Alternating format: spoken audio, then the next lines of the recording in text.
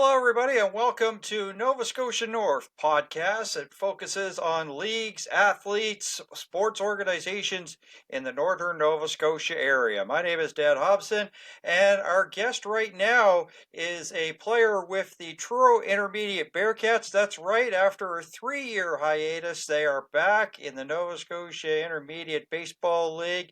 And a lot of people may not know this, pretty much was responsible for the CEC Cougars getting a baseball program set up at the school. It's Jordan McCallum. Jordan, thanks for joining us, my friend. How you doing? Dan, thanks for having me Yeah, today. so it's great to have you aboard. Do you ever feel like saying to Scott McGilvery and JP Wood, you're welcome with all those provincial championships that they have sort of won? Maybe a little bit of a help from you getting that program off the ground? No, I think that's totally all JP and Scott. They run an amazing program there, and I was just lucky to be a part of it. Okay. So, yes, as we said, intermediate baseball is back in the area. So, pretty much excitement. And this is pretty much good for the Nova Scotia Intermediate Baseball League because they had like pretty much the Amherst organization, Sheer Rose, Windsor. It was really tough, but all of a sudden it's bouncing back here with East Heads joining as well as yourself and the return of the Knoll Road Blue Jays. So it's looking to be going to be a pretty competitive summer in the league. What are your thoughts on that? I'm very excited. Of course, Amherst and Truro are the top dogs of this league. They have been for a very long time. I know that from playing with Amherst.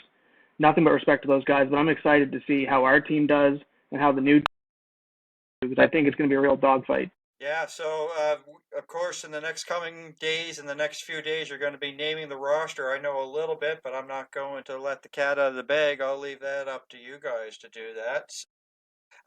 As you say, this is a relatively new team, a lot of new players, a lot of players that played U18, played senior, U22. It's sort of like a mixed bag, but without really revealing names, give us a little bit of a definition of what the Truro Intermediate Bearcats are going to look like here in 2025. One word: youth, youthful.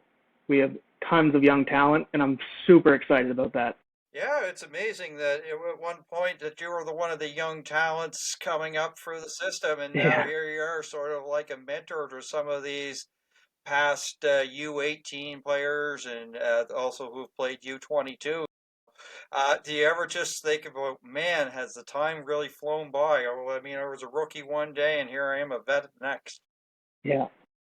Absolutely. One day I'm under the learning tree of Joe McPherson, and next thing you know, I'm one of the older guys around. So it's just crazy how the time just flies Yeah, by. one of the things that's sort of interesting is that really the only reason why there was a hiatus for intermediate was for the fact that the Truro team didn't have a field to play at, that the new diamond is just about ready to go, but unfortunately, it's not going to be ready for May. So you have a home game coming up mid-June. That's when your season opener will be. And we're hoping, because we're still not 100% sure if it's going to be ready then, but we're fingers crossed. We're praying to God that it's going to be ready by then. Yeah, because I was seeing that some of the U18, the defending provincial champions, still has a to be determined when they're playing some of their games, as the Blue Nose League has just gotten underway.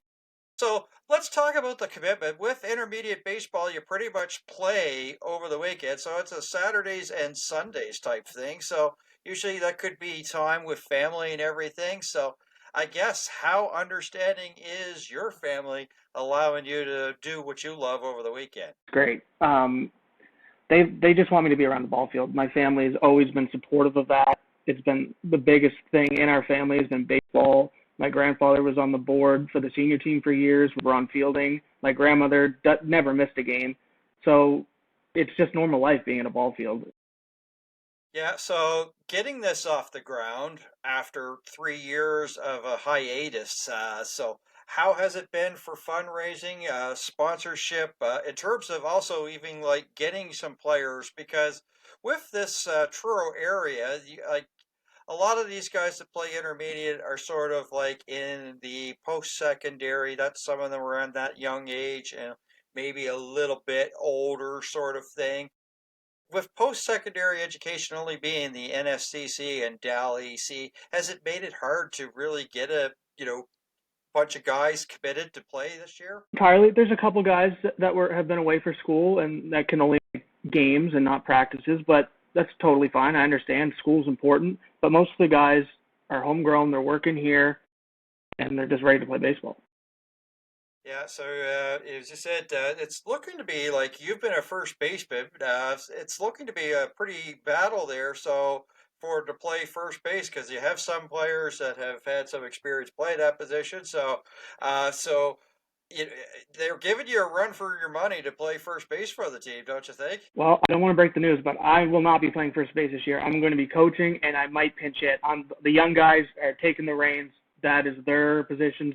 That's not mine anymore. Oh, so there's a big announcement there. So that's sort of letting one little cat out of the bag. So are you going to miss Yeah, playing just on the coach's side? Are you going to miss not being out there? absolutely. Foremost, you get into baseball to compete, but at some point, the mental part of the game becomes your favorite part. And in the last few years, without playing as much, I've loved watching, and that's my mind, not my skill that I might have had playing. Yeah, so of course you have your first game coming up this weekend. This is the second weekend, weekend number 2 of action kicking off. The league kicked off last weekend, but you guys were idle. But your first one is against East Jets in East Jets, so everybody must be pretty excited to get back out there and put the T on the hat and jersey and go represent Truro in this league. Absolutely, every guy I've talked to is fired up. We're having a meeting Saturday before the game. We're going to get the boys fired up. We're ready for Sunday. So pretty much nothing really else much to say.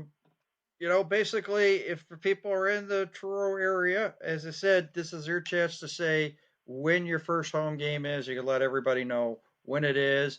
And I guess basically, how would people, as you said, how would people know where the game's going to be if it's not going to be at the new field? How's the community going to get to know? The town will let me know, hopefully well in advance, and we will post it on our Facebook site.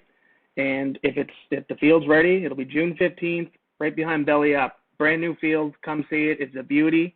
We hope to play on it. Yes, it is looking like a beautiful field. So, wondering now when we're talking about field, you've played on the Tech grounds and had some memories there of now it's where the all-weather field is, the football field and everything like that. You've seen the new ball field.